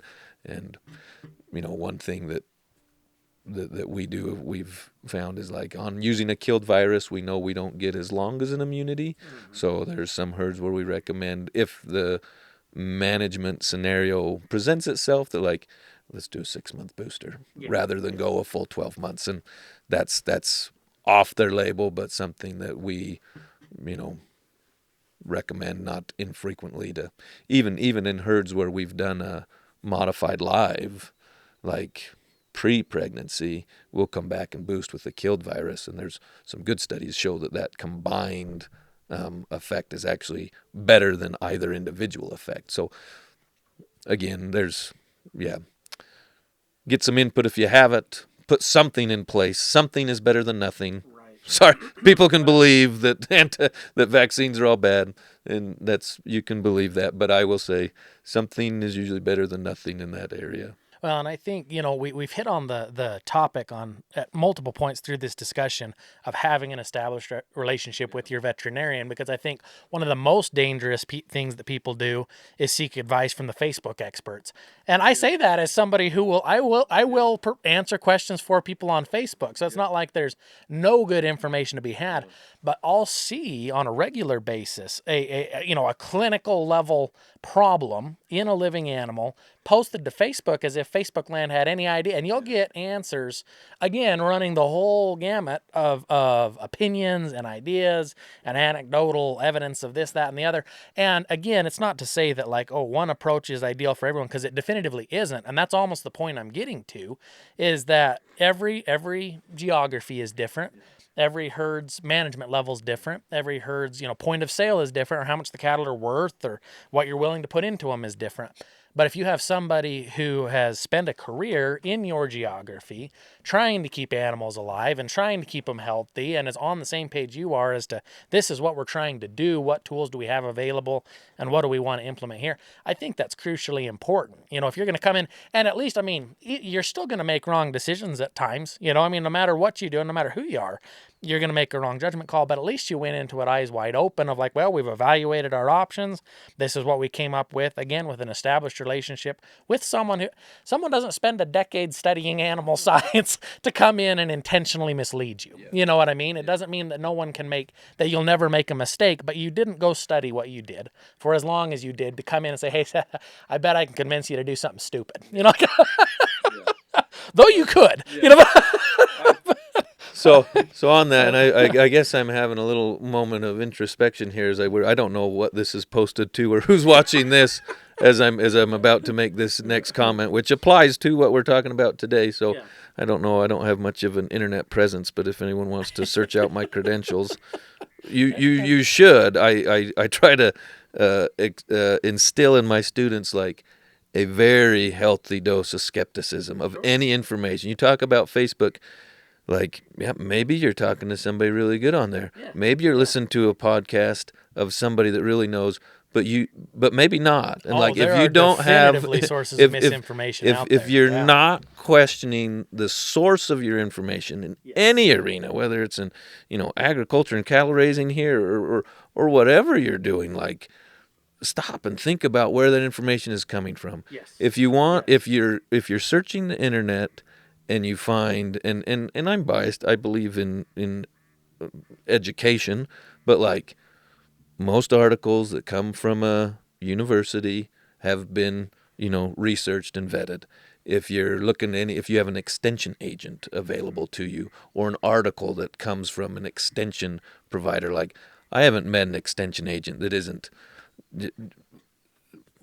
just a great individual that's wanting to serve his community in whatever he's been called to do, right. and then two, usually they're pretty knowledgeable about whatever their area is. So like I refer to Penn State's extension agency or their Penn State website, extension website for a lot of dairy and beef stuff, and they have good articles. Drover's Magazine. There's some respectable magazines out there that aren't just going to put out crap. Right. And so if you're sourcing where you get your information would be most important, because it's not wrong to ask ideas or seek somebody, but online, there's so much good information online, but just be skeptical of where that's coming from. No, and you're absolutely right. I completely agree, because while there are totally different approaches out there that are applicable and that work for people, there are people that'll take different approaches to anything and everything, all of it. The health stuff we're talking about today, how to sell their cattle, how to run their cattle, how to live their life, and that's great and fine and well. I am 10,000% on board with people having the liberty to choose to do it how they see fit. I am 100% on board with that. But I do think it's really important that you vet your sources of information, because there are people out there that will tell you, I have thousands of animals. They don't. Or they will tell you, I've had all these, studies, or I know all these things, or I've been at this so long. They don't. You can have people that will either intentionally or unintentionally misrepresent things. And so I think that you make a key point there. Whoever it is you're going to listen to or choose to take advice from, figure out who that is. Why should I be listening to this person? And is there some good quality, valid information here from someone who genuinely has my best interest at heart? Or is this somebody that can't be trusted? Because you mentioned, there are podcasts out there with misinformation in them. There are Facebook posts with misinformation in them. And there are people out there that aren't to be trusted. And so it does come back around to that, all the way back to the initial subject of establishing a relationship with a vet. It is a relationship thing. Because if I didn't trust you, it wouldn't matter that you're a vet or that you said this or that you have DVM after your name. I do trust you. And we have data here to support that. We have actionable times. And, when we've made mistakes, we've made them together, as to, we probably, pulled the trigger wrong on that one. But, it happens. Yeah. But you learn from that. So coming to common treatment. So we've discussed kind of some preventions and some of the different things there. And I will throw in a real quick note just on people ask commonly for my weanling vaccinations. I will throw in, these hit the exact same categories you've discussed in depth, but just so people have some names, we use Pyramid 5 Pre-Sponse, we use Vision 7 2020, and then Long Range, which is not a vaccine, that is an antiparasitical. I don't know what the proper term is. It's a dewormer on steroids. It's a long-term, high-end dewormer. That's what we use on our weanlings. But coming to treatment, the three most common problems we have by far and away are scours, pneumonia, and pink eye. If you run into that, what would a common recommendation be for a producer fighting one of those three issues, or each of them individually? Yeah, so scours is the bane of everybody, especially if you're calving in wet, mucky conditions. So if we're having an outbreak of scours, I do think usually it is valuable to run some tests to see what we're actually fighting. And more often than not, which you question if we can predict it, why are we running tests? But just to make sure we're not dealing with something different, more often than not, we're seeing a mixed variety or a mixed infection. We'll have, when they'll run the PCR on the fecal sample, we'll find rotavirus, coronavirus, and cryptosporidium, or some combination of those three. Right. We don't really run into much E. coli or salmonella. Those do crop up, and by running that, it does help, because those three I just named, rotavirus, coronavirus, crypto, do not respond to antibiotics. They are not a bacterial infection. Mm-hmm. We're not going to treat with antibiotics and get out of this. Yes. If we do get an E. coli or salmonella, that triggers what type of antibiotics we want to use in case. And I say that, and I just taught this class at school, so it's all fresh in my mind. I hope I don't drone on and on. But it isn't wrong or inappropriate to treat that scouring calf with antibiotics. I just think it's important to understand that we're treating not to cure the scours, but to prevent secondary infections. Because commonly we see a calf that gets down with scours, maybe is even starting to come through it, but by the time we've got it out, that stressful situation, a secondary pneumonia is taking place, because pneumonia usually starts with a stressful event. Sure. and then a viral infection that settles into bacterial pneumonia. Yep. That stressful event can be scours. Yes. So if your vet or someone is treating a scouring calf with antibiotics, it's not inappropriate, but we're not treating the scours. We're trying to prevent further problems. Right. Once we know what we're dealing with on scours and calves that are younger than 2 weeks old, which is the majority of the cases we see, treatment at that point is fluids and warmth. Yep. Keep them warm and keep them hydrated. If they got, and this we have done some unofficial studies, if that calf had successful colostrum intake, they usually will respond to fluids and warmth, and you can, feed them through it. Yep. Keep them on mom. If you can, quarantine them or isolate them where the calf doesn't have to travel as far to stay with mom. Feed and water is readily available for mom, and they can stay in and out of the weather. Most calves that got colostrum will come through that. If they get down, the rule of thumb is once they are so weak that they can't stand, then we need to get an IV started on them. So that's just a rule of thumb, just going off of, it is based in science, and that the perfusion necessary, the blood pressure to absorb nutrients from the intestinal tract, if they do not have enough strength, or it's usually a dehydration issue that makes them so weak, mixed with an acidosis, they're not absorbing. So you can tube them all day long. Right. You stick it in the stomach, most, it isn't getting there. Most people have probably experienced that. They find a weak calf, they tube it, they come back, and a conscientious observer will blot that stomach and hear the fluid sloshing in there that they've given. Yes. And if we're giving electrolytes, within 2 hours, most of that should be absorbed. Yes. In a down calf, it doesn't. Right. And so then we have to go IV to get that calf hydrated. Once we go IV at our clinic, if we see a calf that needs an IV, one, we're opening up a direct line to its bloodstream. Yep. And so yet again, we treat with antibiotics mainly as a preventative, because we've, as clean, and I wouldn't say we're sterile, but as clean as we try to be, Sure. We're opening up, easy access to its main line. So we treat with antibiotics and fluids and try to get that calf going again. Run the test. We'll usually check the blood to see if we had, there's a pretty quick test. Most vet clinics have the equipment needed to see where that calf's antibody level's at, an indirect measure, again, to tell us hey, if this calf had good colostrum intake, we're likely to get it through. And if it didn't, we need to evaluate what's the value of this calf. How much are we going to try on it? Probably like what we did with the one you mentioned earlier, and say hey, we can keep trying, but we're fighting an uphill battle. Right. So scours, covered on that. So then we go back to prevention, which once we're in an outbreak, it's too late. Right. but I guess we're not talking about. I try not to beat a dead horse on somebody that's just suffering and tell them well, you really screwed up here. But if we can't get out of the area that we're calving, we're going to keep seeing problems. Right. If we're seeing scours start to break in our calves under 2 weeks old. Yep. We need to apply all our resources and abilities, and sometimes it's not possible, but to get those cows that are still pregnant onto some cleaner ground. We call it virgin ground.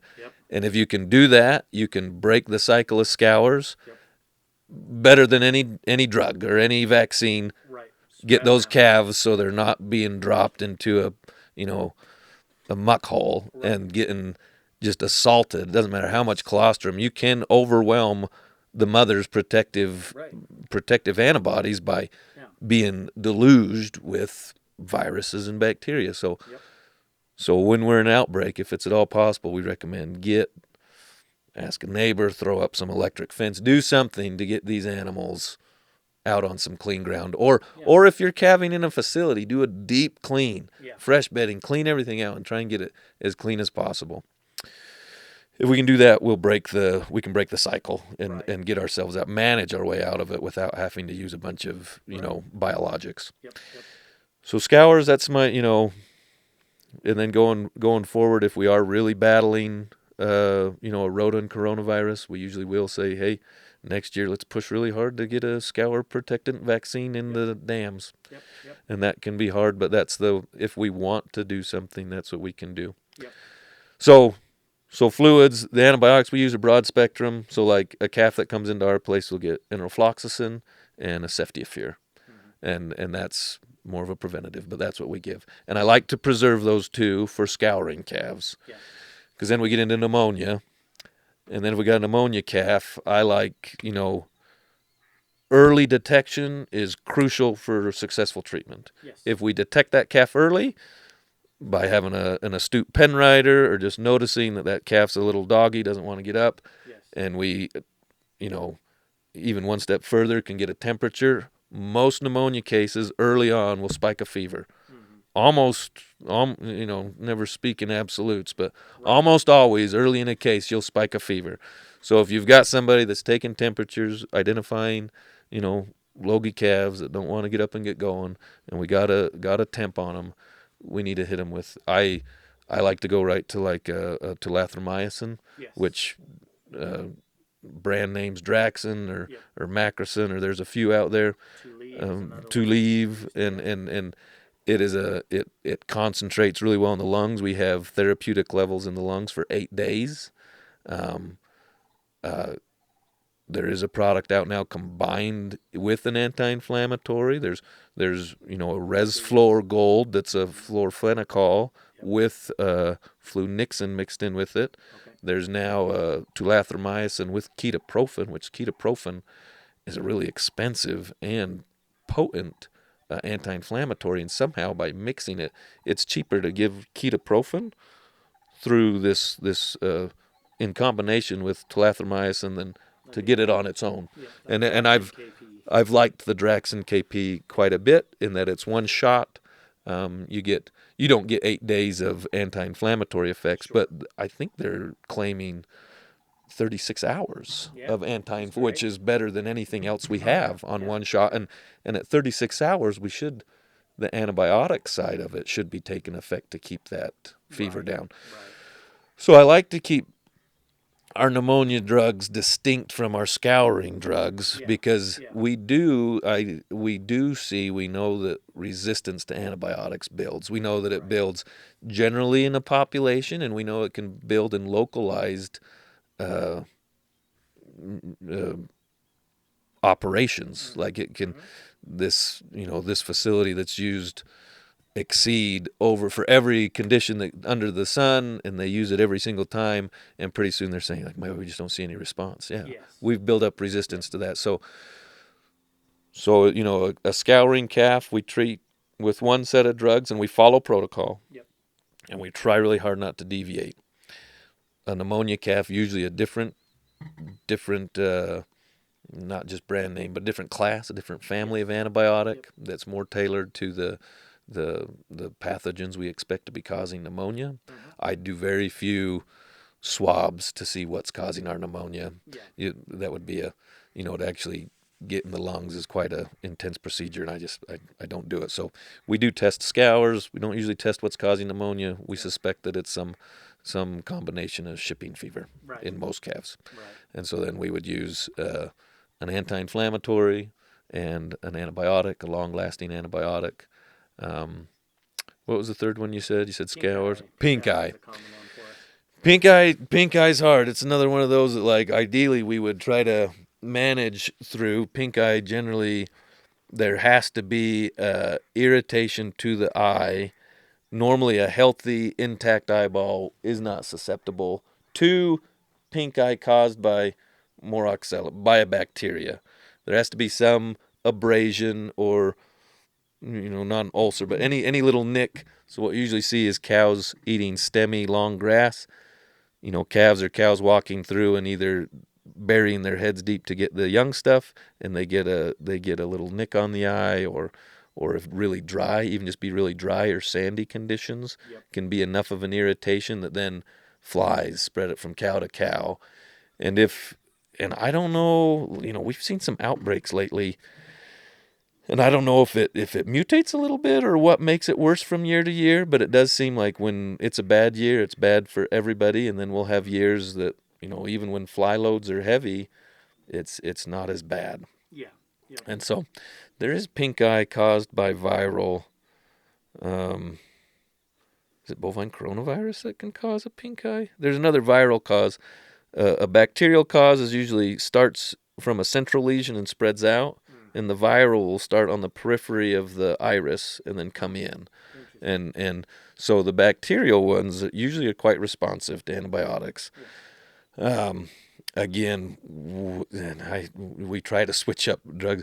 Draxin works pretty good on pink eye, and again, its long-acting properties aren't as good in ocular tissues as is for lungs. It's more directed towards lungs, but again, usually and again, pink eye is like pneumonia. Caught early, easy to, you can treat your way through with Catching any of them oxytetracycline, and which is a great drug. I don't mean to bag on, but it's just so widespread in use, and we use so much of it that rarely is the case that I get somewhere where that hasn't already been tried. They say, well, we've already given her 8 doses of LA, and it didn't help. And you go, oh, okay, well, now what are we going to try?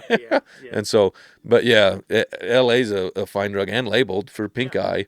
And my experience, you better really try to get 2 shots of it in the animal. 1 typically isn't sufficient.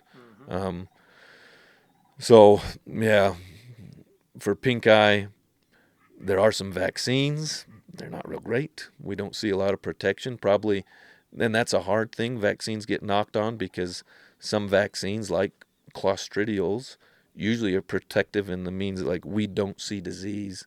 A pink eye vaccine or our respiratory protectants will still see the disease, which is hard to say that your vaccine's getting anything, but it's probably of less severity than if we hadn't vaccinated.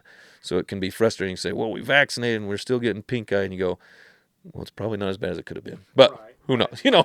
And pink eye is such a challenge because it's one of those, even if you totally eliminate fly loads through, I mean, you can spray for flies, you can put in fly tags, you can put in, stuff in their mineral and things like that to get rid of flies and IGRs and garlic and whatever else it may be. So you can try to control fly loads. But for us here specifically, the sand. They're on the sand, and we're on a road, and so we've got dust in the air, we've got sand blowing around, and then we've got even just the hay feeders, especially for young calves, if they're sticking their head up, and again those stems will kind of scratch an eye, and we run into a fair amount of it. But we've had good luck if we're remote delivering the drugs, or if we're using a dart because the animal isn't real available or close to a chute, we use 2 leaves, so tulathromycin, and that does okay. If they are here and available where we can get them handy, we do bring them in, and we use oxytetracycline, and we do put it into the eyelid, and that swells that eye right shut, which looks terrible, and you feel really bad about yourself, and you're like, oh my heck, like this cow's eyes. But your alternatives, I mean, you can glue a patch on, or you can sew the eye shut, or you can do all sorts of different things trying to keep that eye taken care of. But if you can bathe the thing in antibiotic and it swells shut on its own and it opens back up on its own, it's as effective as anything we've done. It's kind of that's worked well. Therapeutic side effect. Yeah. We'll call it. Yeah, we'll go. Therapeutic sounds a lot better. Yeah, I like the LA in the eyelid, subpalpebral. So that's worked out well. You got to be careful. We will oftentimes also use some steroid, and I guess one other thing, like we'll use steroid for bad pneumonia. Yeah. But the thing, we cannot give a steroid to a pregnant animal. That one is we need clutch. To be very no modified lives and no dexamethasone. No dexamethasone, because dexamethasone, as an anti-inflammatory, a potent anti-inflammatory and pain reliever, can be great in a case of pneumonia in a young animal. But anytime you find yourself drawing up dexamethasone, which is the most common steroid we use in large animal, be asking yourself, is this animal pregnant? Because if she is, she isn't going to be shortly. You will abort animals, even with small doses like what we'd put in an eyelid. I don't do it because technically we're not delivering the abortifacient labeled dose. Right. But I've heard cases. I don't think I've ever seen one, but heard cases where even that amount of steroid can cause enough of a hormonal cascade to kick a cow into labor. So yeah, steroid is the other thing I don't think I mentioned in there for pneumonia. Use a lot of steroids in young animals with pneumonia, but never in a pregnant animal. Yeah. Well, we're about out of light here, but the last thing I want to have you touch on is the other thing we have you come do commonly, and that's test bulls. And just walk us through what you do when you test a bull and why it matters. Because at this point, there's especially in the Akaushi deal, there are enough people that are new to cattle in the breed. There's a lot of cattle that are sold that are untested, and who knows what they are or where they're at or if they'll service a cow. What do you do when you test a bull, and why does it matter? Yeah. So I'll make one more plug here. This is one of my soapbox things. Bull testing. There's got to be some better technology coming around. Shoot side technology. And I think it's here, and I think it's going to get widespread because we're still pretty archaic. And it's one of the things that this is one of my, I guess, pet peeves with my industry, which I don't do anything about other than bitch about it and complain. So I'm not like I'm.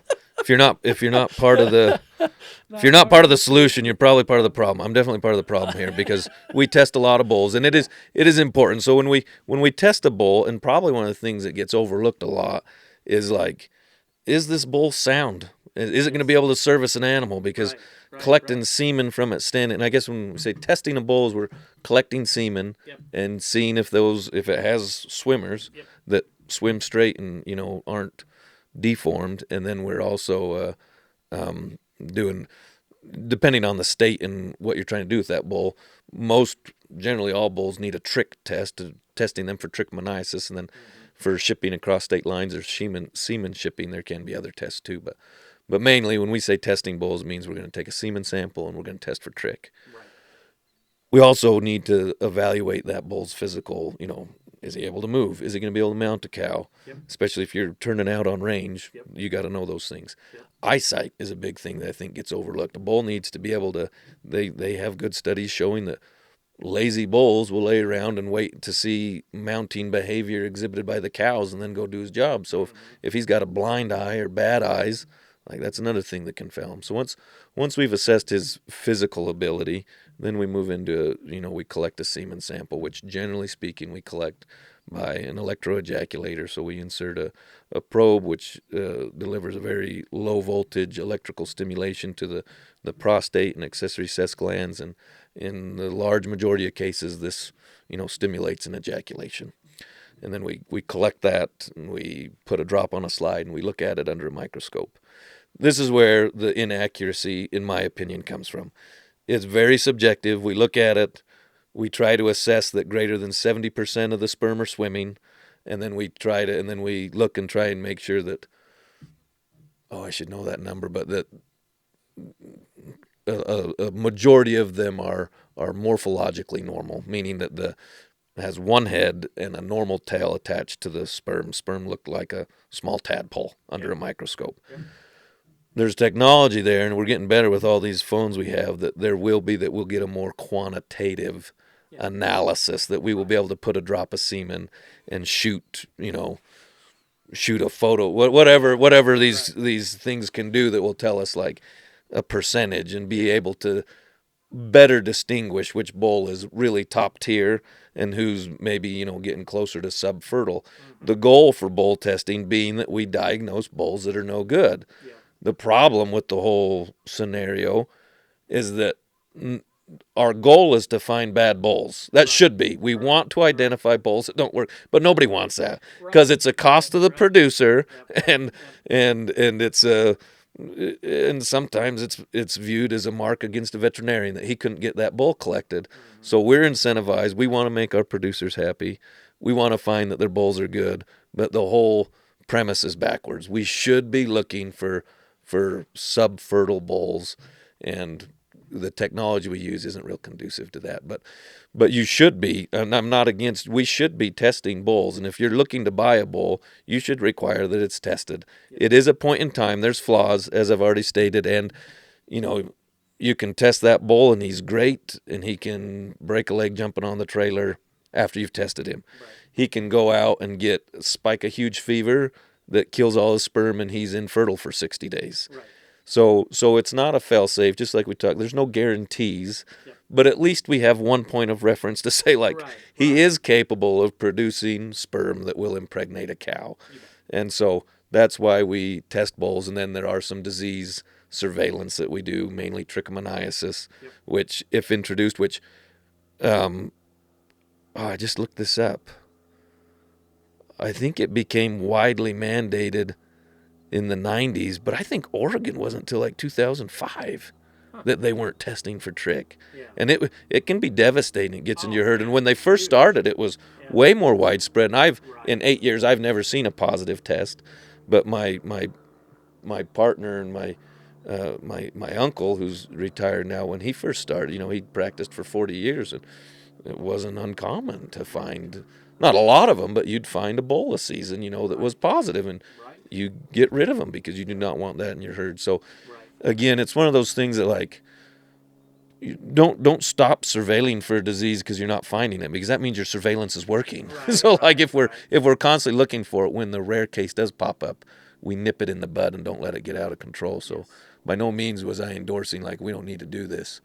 No, it's same kind of theory behind, like, vaccinating. Don't stop vaccinating because you don't see the disease. That's the proof that your vaccine's probably working. So, so that's what we do, and we test bulls, and I think it's good practice. If you're looking to buy a bull, generally speaking, if you're new to this, that bull should come tested. It should not be incumbent upon you to test the bull. The person selling the bull is generally the one that will prove to you that his bull is good, or at least at this point in time, it was good when he had it tested. You bet. Well, perfect. Well, I certainly appreciate all your insights on all those different things, Justin, and for taking the time to educate folks that are willing to listen and share your experiences, and grateful for your time there and for all you do for us. Yeah, well, thanks I told you earlier at break that I was grateful to have somebody that wanted to talk about these things, because, I spend most of my day with ag people, and it's a good time sometimes.